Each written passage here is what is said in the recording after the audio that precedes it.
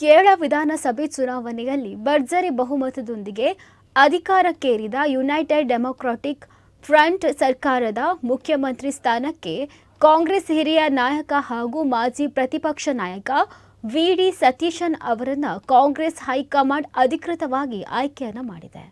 ಗುರುವಾರ ತಿರುವನಂತಪುರಂನ ಕೆಪಿಸಿಸಿ ಪ್ರಧಾನ ಕಚೇರಿಯಲ್ಲಿ ನಡೆಯಲಿರುವ ಕಾಂಗ್ರೆಸ್ ಶಾಸಕಾಂಗ ಪಕ್ಷದ ಸಭೆಯಲ್ಲಿ ಹೊಸ ಮುಖ್ಯಮಂತ್ರಿ ಅಭ್ಯರ್ಥಿಯನ್ನು ಅಧಿಕೃತವಾಗಿ ಘೋಷಿಸಲಾಗುವುದು. ಮಧ್ಯಾಹ್ನ 1 ಗಂಟೆಗೆ ನಡೆಯಲಿರುವ ಈ ಮಹತ್ವದ ಸಭೆಯಲ್ಲಿ ಎಐಸಿಸಿ ರಾಜ್ಯ ಉಸ್ತುವಾರಿ ದೀಪಾ ದಾಸ ಮುಷ್ಣಿ, ವೀಕ್ಷಕರಾದ ಅಜಯ್ ಮಕಾನ್, ಮುಕುಲ್ ವಾಸ್ನಿಕ್ ಸೇರಿದಂತೆ ಹಲವು ಹಿರಿಯ ನಾಯಕರು ಭಾಗವಹಿಸಲಿದ್ದಾರೆ.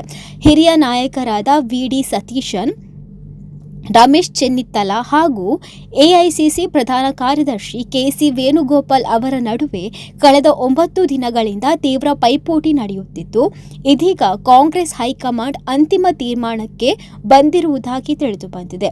ರಾಹುಲ್ ಗಾಂಧಿ ಹಾಗೂ ಕಾಂಗ್ರೆಸ್ ಅಧ್ಯಕ್ಷ ಮಲ್ಲಿಕಾರ್ಜುನ ಖರ್ಗೆ ಅವರ ನಿವಾಸದಲ್ಲಿ ನಡೆದ ಮಹತ್ವದ ಸಭೆಯ ಬಳಿಕ ಮುಖ್ಯಮಂತ್ರಿ ಅಭ್ಯರ್ಥಿ ಘೋಷಣೆ ಕುರಿತು ನಿರೀಕ್ಷೆಗಳು ಹೆಚ್ಚಾಗಿದ್ದವು.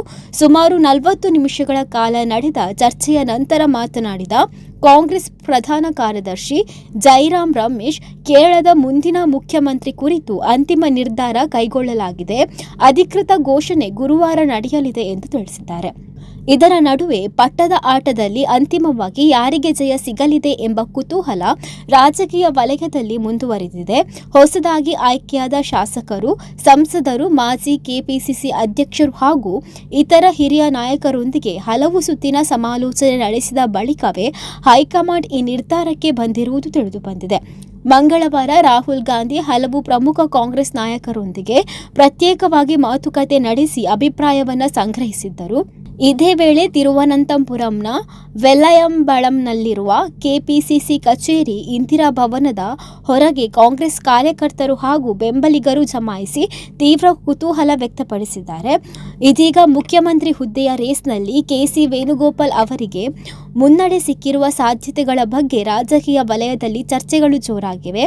ರಾಹುಲ್ ಗಾಂಧಿಯವರ ಆಪ್ತರಾಗಿರುವ ವೇಣುಗೋಪಾಲ್ ಅವರಿಗೆ ಕಾಂಗ್ರೆಸ್ನ ಬಹುಪಾಲು ಶಾಸಕರು ಮತ್ತು ಸಂಸದರ ಬೆಂಬಲವಿದೆ ಎಂದು ಮೂಲಗಳು ತಿಳಿಸಿವೆ. ಇನ್ನೊಂದೆಡೆ ವಿ.ಡಿ. ಸತೀಶನ್ ಅವರಿಗೆ ಐಯುಎಂಎಲ್ ಸೇರಿದಂತೆ ಯುಡಿಎಫ್ ಮೈತ್ರಿ ಪಕ್ಷಗಳ ಬೆಂಬಲ ಮುಂದುವರೆದಿದೆ. ಆದರೆ ಕಾಂಗ್ರೆಸ್ನ 63 ಶಾಸಕರ ಪೈಕಿ ಕನಿಷ್ಠ 47 ಶಾಸಕರ ಬೆಂಬಲ ಕೆ.ಸಿ. ವೇಣುಗೋಪಾಲ್ ಪರವಾಗಿದೆ ಎನ್ನಲಾಗಿದ್ದು, ಅಂತಿಮ ಘೋಷಣೆಯತ್ತ ಎಲ್ಲರ ಚಿತ್ತ ಮೂಡಿದೆ.